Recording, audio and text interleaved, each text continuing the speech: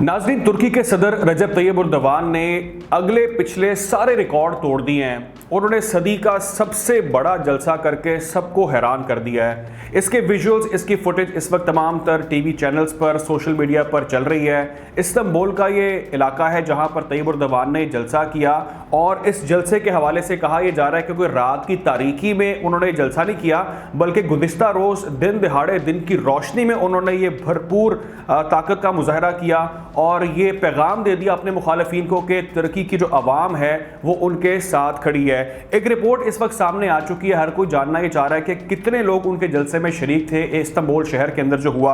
आप देख रहे हैं व्यूज़ मैटर और मैं हूं वली डार। जैसे कि आपको मालूम है कि तुर्की में 14 मई को इलेक्शन होने जा रहे हैं, सदारती और पार्लिमानी इंतखाब वहां पर होने जा रहे हैं। वैसे तो पाकिस्तान में भी डेट अनाउंस हो गई थी कि 14 मई को इलेक्शन होनी है, लेकिन यहाँ के मामला तो क्या है उसकी तो हम बात शायद ना ही करें इस वक्त। अच्छा, जो इंतखाबात नाज़रीन होने जा रहे हैं उसमें तैयब उर्दवान का जो मुकाबला है वो 6 ऑपोजिशन जमातों के इत्तेहाद से मुकाबला, यानी कि तैयब उर्दवान एक तरफ हैं और जो ऑपोजिशन का अलायंस है वो एक तरफ है, और उनकी जानिब से 3 जो कंटेस्टेंट्स हैं वो इस वक्त सामने हैं जो उनका मुकाबला करने जा रहे हैं। और इस वक्त भरपूर किस्म की तुर्की में इलेक्शन कैंपेन चल रही है और अपनी ताकत का वहाँ पर भरपूर किस्म का मुजाहरा किया जा रहा है। जो रिपोर्ट इस वक्त सामने आ चुकी है जिसमें बताया जा रहा है कि इस बड़े जलसे में, इस सदी के सबसे बड़े जलसे में अगर कोई गलत नहीं होगा 17 लाख लोगों ने शिरकत की। क्या बिलीव करेंगे, 17 लाख लोग इस जलसे के अंदर शरीक थे। बहुत बड़ी लोगों की ये तादाद है।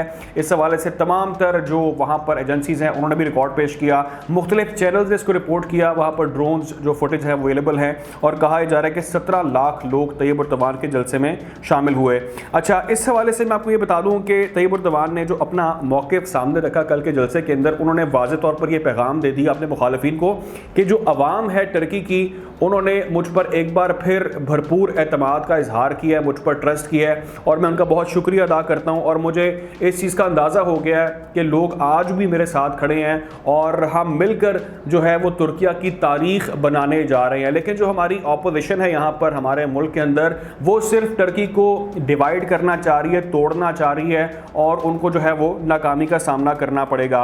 अच्छा, मैं आपको ये बता दूं कि इस वक्त जो सबसे स्ट्रॉन्ग कैंडिडेट है जिसके बारे में कहा जा रहा है कि वो शायद तैयब उर्दवान को टफ टाइम दे सकता है, उसका नाम है नाज़रीन कमाल किलिच।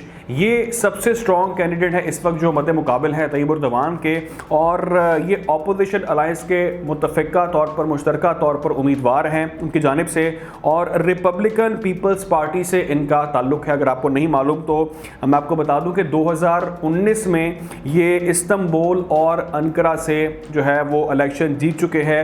म्यूनसिपल का इलेक्शन था जो इन्होंने जीता था और इनके हवाले से कहा जा रहा है कि इनका जो है मुकाबला वो कांटे का मुतवक्के है।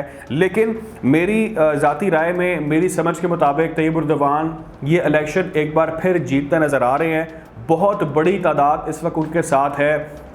जैसा कि आपको मालूम है कि मैंने और मुर्तज़ा ने तुर्की का विज़िट किया और वहाँ पर हमने जो स्ट्रीट वहाँ की पॉलिटिक्स है उसका हमने बखूबी जायज़ा लिया, लोगों से बातचीत की और कुछ सहाफ़ी दोस्त हमारे वहाँ पर मौजूद हैं, उनसे भी हमने बात की और सबका कहना ये है कि यहाँ के लोग तैयब उर्दवान से काफ़ी मुतमईन है, काफ़ी खुश हैं। जैसे कि आपको मालूम है अभी वहाँ पर हाल ही में ज़लज़ला आया और उस ज़लज़ले के बाद जिस तरह से तैयब उर्दवान ने वहाँ पर ख़ुद जाकर मुआयना किया लोगों का, वहाँ पर उन्होंने बहुत ख्याल रखा और दुनिया ने उनको खूब सराहा कि तैयब उर्दवान इस मुश्किल वक्त में जो है वो आवाम के साथ खड़े हैं। तो एक ये चीज़ भी थी जिससे लोगों ने बहुत ज़्यादा उनके ऊपर एक बार फिर एतमाद करना शुरू कर दिया, उनके काम को सराहना शुरू कर दिया। और यही वजह है कि दिन की रोशनी में इतने लोगों का इकट्ठा होना, 17 लाख लोगों का वहाँ पर आकर एक स्ट्रॉन्ग मैसेज देना कि इस वक्त हमने किसको चूज़ करना है, वो बिल्कुल यकीनी तौर पर वाज़ेह है। लेकिन सबसे अच्छी और खुश आइंद बात यह है कि 14 मई को वहाँ पर इलेक्शन होने जा रहे हैं। लेकिन हमारे मुल्क में इस वक्त इस बहस पर लगे हैं कि चीफ़ जस्टिस की बात हमने माननी नहीं है, सुप्रीम कोर्ट की बात हमने माननी नहीं है। हमारा पार्लियामान कहता है हम आपकी बात मानते नहीं हैं, आपका ये इख्तियार नहीं है। इमरान खान साहब कह रहे हैं मैं सड़कों पर आ रहा हूँ अगर इलेक्शन नहीं हो रहे। तो यहाँ की तो खैर बात करना इस वक्त जो है वो बेवकूफ़ी होगी।